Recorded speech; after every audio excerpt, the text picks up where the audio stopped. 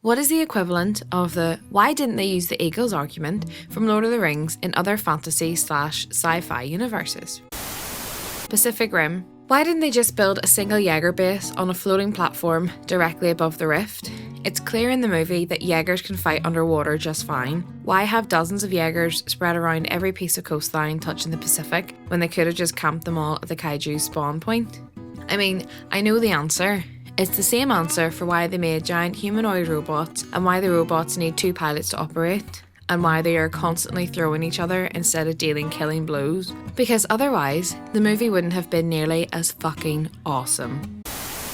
Star Wars: A New Hope. Don't shoot, there's no life forms on board. The ludicrously stingy Imperial officer who didn't want to waste one shot on an escape pod because there was nothing organic inside. Never mind that droids exist, or that the Death Star plans are on an inanimate disc. This one bad decision jump-started the whole saga. Rogue One. Spoilers if you haven't seen it yet. Death Star plans taken from hard drive, converted to a smaller drive, converted to a tiny card-shaped disc, eventually uploaded into R2. If the blueprint files can be converted down to such a tiny file that fits on a fucking droid, then why didn't Galen Erso just do that himself and send that with the pilot that defected instead of a holographic message to his daughter? Would have saved the rebellion way more time, and his daughter would still be alive at the end. In Mass Effect, the Citadel Council doesn't believe Shepard about his or her visions from the Prothean beacon. Well, why doesn't the Asari councillor just mind meld Shepard just like Liara did? Here, look for yourself, bitch. Why does Gotham City have charity events if the worst villains ever are going to break in and steal everything?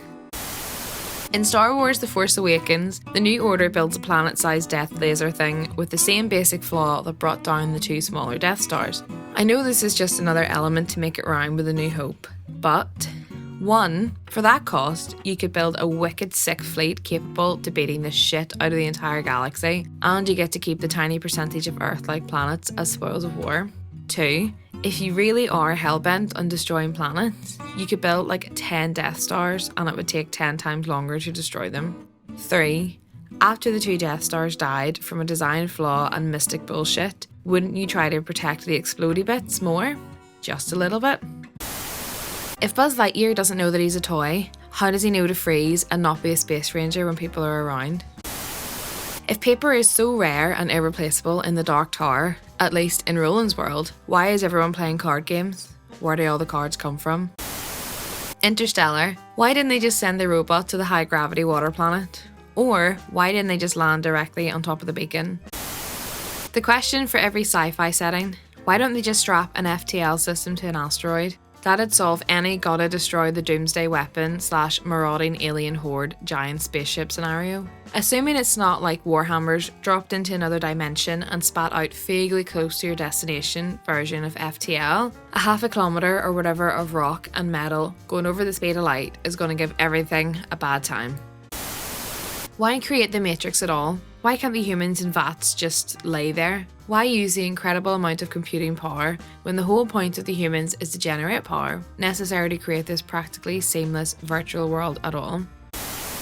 Spider-Man and His Amazing Friends, 1981. In the entire 24-episode run, the majority of the problems that Spidey and co encounter can easily be solved by Firestar using her power of, fire. My friend and I watched a bunch of the show one night, and after a few episodes, we were yelling at the TV, "Set them on fire!" Harry Potter and the Deathly Hallows. If Hermione had the bag with infinite storage space, why couldn't Harry just hop inside when they needed to transport him from the Dursleys to the Burrow? In the Star Trek The Next Generation episode Brothers, Data detects a signal calling him home to his creator, Dr. Noonien Soong, and under the command of this signal basically hijacks the Enterprise to take him to Dr. Soong. With the Enterprise locked down, the crew spends a considerable amount of time trying to set the transporters to think that they're all Data so they can beam down to the planet and find Data to get him to unlock the ship's systems. Why didn't they just use the shuttles? I mean, even if they couldn't open the shuttle bay doors or whatever, the shuttles themselves are on a separate system from the ship and they have their own transporters. Doctor Who. I guess we're going to fart around for an hour outside instead of using the time machine parked out back. The Dark Knight. And it's more so a quip from Rachel to Harvey. He tells her to find someplace safe. She says she's staying at Bruce Wayne's apartment and that is the safest place in the city. When? 2 scenes earlier, at Bruce Wayne's apartment, the Joker busted in looking for Harvey Dent, and she was thrown from the roof. Since Star Trek Voyager has been playing on BBC America lately, I've had reason to wonder why the hell the ship's computer can't keep a backup of such an essential system as the emergency medical hologram. If Starfleet didn't arrange for a backup system because the EMH was only supposed to be used to assist live medical personnel in a dire emergency, why weren't the crew scrambling to create some way of backing up their computer program doctor when all living medical personnel were killed in the first damned episode? But no backup. Oh, the doctor's matrix is breaking down, and if we can't fix it, we won't have a ship's doctor at all. But we can't make a backup of his program because we're a bunch of fucking idiots, and Starfleet was probably relieved when we got stranded in the Delta Quadrant to begin with. In many Godzilla movies, why does the military continue to waste time and resources attacking Godzilla with weapons they already know don't hurt it? The missiles are having no effect. Fire more missiles! Alternatively, in the movies where Godzilla is already a known thing that has happened in the past, why do they acknowledge the fact that he has already attacked before and then immediately act like it's the first time anyone has seen him? Hi guys, thanks again for listening. If you enjoyed it, be sure to hit like and subscribe, and make sure you tap on that notification bell to get alerts of all of our other uploads for this channel. Thanks again, bye!